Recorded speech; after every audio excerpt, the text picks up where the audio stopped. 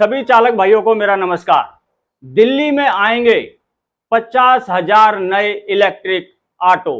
किसको मिलेंगे, कैसे मिलेंगे और ये क्यों आएंगे, सारी जानकारी आपको इस वीडियो के माध्यम से मिलने वाली है, तो वीडियो पूरा एंड तक देखें। खास करके ये वीडियो दिल्ली के ऑटो चालकों के लिए है।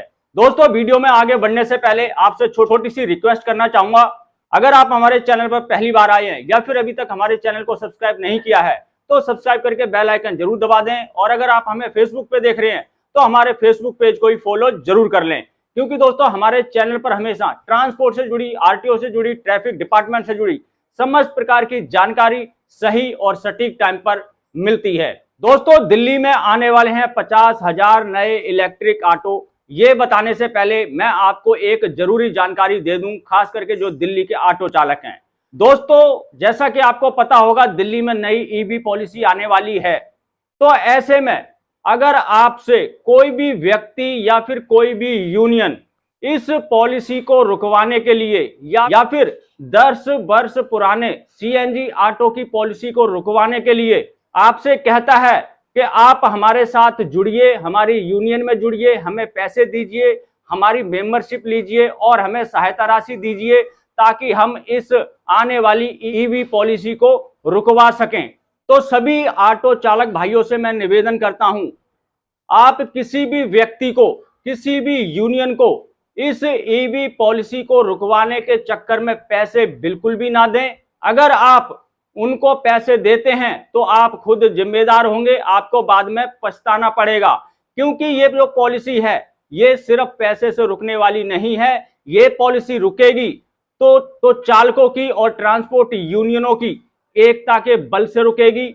अगर आपको कोई बहलाता है, फुसलाता है कि हम इस ईवी पॉलिसी को रुकवाने के लिए कोर्ट में जाएंगे या धरना करेंगे या प्रदर्शन करेंगे, उसमें पैसा लगेगा, ये लगेगा, वो लगेगा, आप हमें इतना पैसा दीजिए, हम इस पॉलिसी को रुकवा देंगे, आपको फायदा मिलेगा, आपको 10 साल पुरानी गाड़ी कटवानी नहीं पड़ेगी, तो आप ऐसे लोगों के चक्कर में बिल्कुल भी ना पड़े। आप किसी को पैसा बिल्कुल भी ना दें।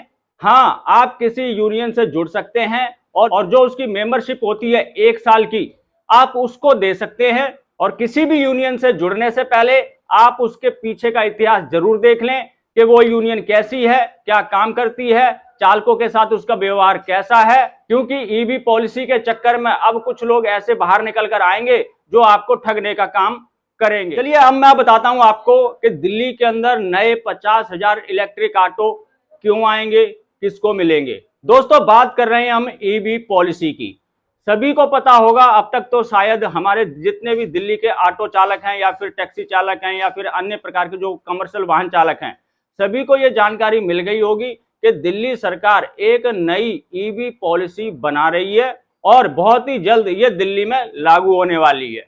तो इस पॉलिसी में जो समाचारों के माध्यम से खबरें बाहर निकल कर आई हैं, उसमें कहा गया है कि 15 अगस्त 2025 से सीएनजी ऑटो के रजिस्ट्रेशन पर रोक लगा दी जाएगी और 10 वर्ष पुराने सीएनजी ऑटो के परमिट रिन्यूअल नहीं होंगे। तो ऐसे में 15 अगस्त 2025 तक दिल्ली के लगभग 40 से 50 हजार सीएनजी ऑटो अपनी 10 वर्ष की उम्र सीमा पूरी कर लेंगे। तो ऐसे में पॉलिसी के हिसाब से उन ऑटो को सड़कों से हटना पड़ेगा और उनकी जगह नए 40 से 50 हजार इलेक्ट्रिक ऑटो आ जाएंगे। यहां पर एक चीज मैं क्लियर कर देना चाहता हूं, इस ईवी पॉलिसी के लिए अभी तक सरकार ने कोई भी सरकारी नोटिफिकेशन, सूचना जारी नहीं की है कि इस पॉलिसी में क्या क्या प्रावधान होगा, क्या क्या प्रावधान नहीं होगा। लेकिन जब से इस ईवी पॉलिसी की खबरें समाचार के माध्यम से लोगों को पता चली हैं, दिल्ली के समस्त ऑटो चालक, ट्रांसपोर्ट यूनियन इसका कड़ा विरोध कर रही हैं और सभी का ये कहना है, अगर दिल्ली सरकार ऐसी ईवी पॉलिसी लेकर आती है जिसमें 10 वर्ष पुराने सीएनजी ऑटो को स्क्रैप कराना पड़ेगा, तो दिल्ली के चालक और दिल्ली की ट्रांसपोर्ट यूनियन इसका विरोध करेंगी। और सबसे ज्यादा कड़े शब्दों में इसका जो विरोध किया है वो दिल्ली की सबसे बड़ी transport union Delhi auto rickshaw संघ, जो कि भारतीय मजदूर संघ से जुड़ी हुई है। दिल्ली ऑटो रिक्शा संघ के महामंत्री राजेंद्र सोनी जी ने इसे सिरे से नकार दिया है। उन्होंने कहा, अगर ऐसा सरकार करती है तो हम ये बिल्कुल बर्दाश्त नहीं करेंगे। 10 वर्ष पुराने ऑटो को हम कटने नहीं देंगे। ऑटो चालकों को घबराने की, डरने की बिल्कुल भी जरूरत नहीं है। दिल्ली ऑटो रिक्शा संघ के महामंत्री राजेंद्र सोनी जी ने कहा कि देश की सबसे बड़ी ट्रांसपोर्ट यूनियन भारतीय प्राइवेट ट्रांसपोर्ट मजदूर महासंघ और भारतीय मजदूर संघ इस मुद्दे को संज्ञान में लेते हुए ऑटो चालकों को न्याय जरूर दिलाएगी, और अगर इस पॉलिसी के खिलाफ सड़कों पर उतरना पड़ा, प्रदर्शन करना पड़ा या अन्य कार्रवाई करनी पड़ी तो वो जरूर करेगी। लेकिन दिल्ली के ऑटो चालकों के जो सीएनजी ऑटो हैं 10 वर्ष पुराने, उनको नहीं कटने देगी।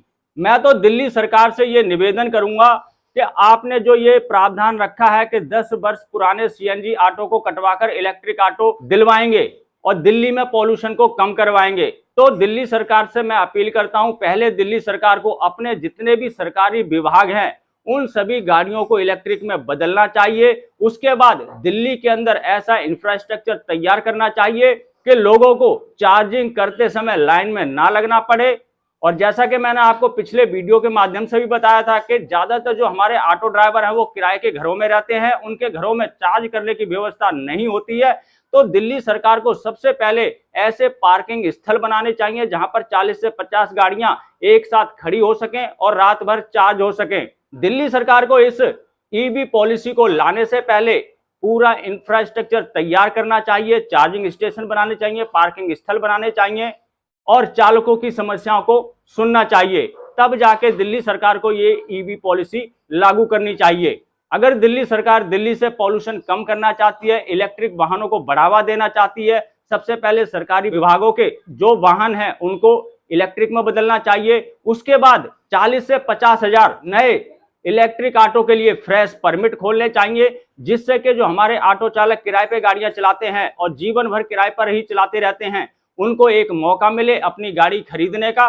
तो सरकार को चाहिए कि वो 40 से 50 हजार नए परमिट खोले। और सरकार को यह ध्यान में रखना चाहिए कि दिल्ली के अंदर तमाम प्रकार के जो अवैध वाहन चलते हैं, चाहे वो ई रिक्शा हो, इको हो, और भी कई प्रकार के ऐसे अवैध वाहन है, चाहे वो मोटरसाइकिलें प्राइवेट नंबर की हो। सुप्रीम कोर्ट के आदेश के अनुसार कोई भी प्राइवेट वाहन टैक्सी के रूप में इस्तेमाल नहीं किया जा सकता है। बावजूद इसके दिल्ली में लाखों की संख्या में धड़ल्ले से मोटरसाइकिलें चल रही हैं, बिना नंबर के ई रिक्शे चल रहे हैं, और जहां पर ई रिक्शों को बैन किया गया है उन सड़कों पर भी ई रिक्शे धड़ल्ले से चल रहे हैं। प्राइवेट नंबर की बहुत सारी ऐसी गाड़ियां हैं जो दिल्ली के अंदर टैक्सी का काम कर रही हैं। तो दिल्ली सरकार को पॉल्यूशन रोकने के लिए पहले इन अवैध वाहनों पर रोक लगानी चाहिए, जिससे जो कमर्शियल वाहन चालक हैं जो सरकार को टैक्स देते हैं उनका रोजगार बढ़े और वो भी आने वाली ईवी पॉलिसी का सहयोग करें। दिल्ली में ऐसे हजारों ऑटो चालक हैं जिनके पास लाइसेंस है, बैच है, मगर वो किराए की गाड़ी चलाते हैं क्योंकि नई गाड़ी खरीदना उनके बजट से बाहर है, क्योंकि दिल्ली में ऑटो 7 से लेकर 10 लाख रुपए तक का मिलता है। तो सरकार को चाहिए कि ऐसे ऑटो ड्राइवर जिनके पास लाइसेंस बैच है उनको नया फ्रेश इलेक्ट्रिक ऑटो का परमिट देना चाहिए। दिल्ली सरकार को उन वाहनों पर भी कड़ी कार्रवाई करनी चाहिए जो कि दिल्ली में बाहर से आती हैं, यानी कि अन्य राज्यों से दिल्ली में गाड़ियां आती हैं जो पेट्रोल से चलती हैं, कुछ डीजल से चलती हैं, कुछ सीएनजी से चलती हैं। तो दिल्ली सरकार को बाहर के राज्य की आने वाली गाड़ियों पर भी सख्ती बरतनी पड़ेगी, क्योंकि ये दिल्ली में आते और जाते समय काफी पॉल्यूशन छोड़ जाती हैं और इसका हर्जाना दिल्ली के वाहन चालकों को भुगतना पड़ता है। तो वीडियो को एंड करने से पहले दोस्तों मैं दिल्ली के ऑटो चालकों से ये कहना चाहता हूं, देखिए जैसा आश्वासन दिल्ली ऑटो रिक्शा संघ ने दिया है, दिल्ली के ऑटो रिक्शा संघ के महामंत्री राजेंद्र सोनी जी ने, उन्होंने कहा कि दिल्ली के ऑटो चालकों को घबराने की, परेशान होने की बिल्कुल भी जरूरत नहीं है। उनके साथ देश की सबसे बड़ी ट्रांसपोर्ट यूनियन भारतीय प्राइवेट ट्रांसपोर्ट मजदूर महासंघ और भारतीय मजदूर संघ साथ में है और दिल्ली सरकार को ऐसी पॉलिसी लागू नहीं करने देंगे जिसमें 10 वर्ष पुराने सीएनजी ऑटो को कटवाना पड़े। तो आशा करता हूं दोस्तों मेरे द्वारा दी गई जानकारी आपको अच्छी लगी होगी। अगर अच्छी लगी हो तो लाइक कर देना, चैनल को सब्सक्राइब करना मत भूलना। मिलेंगे किसी और जानकारी से भरपूर वीडियो में, तब तक के लिए जय हिंद, जय भारत।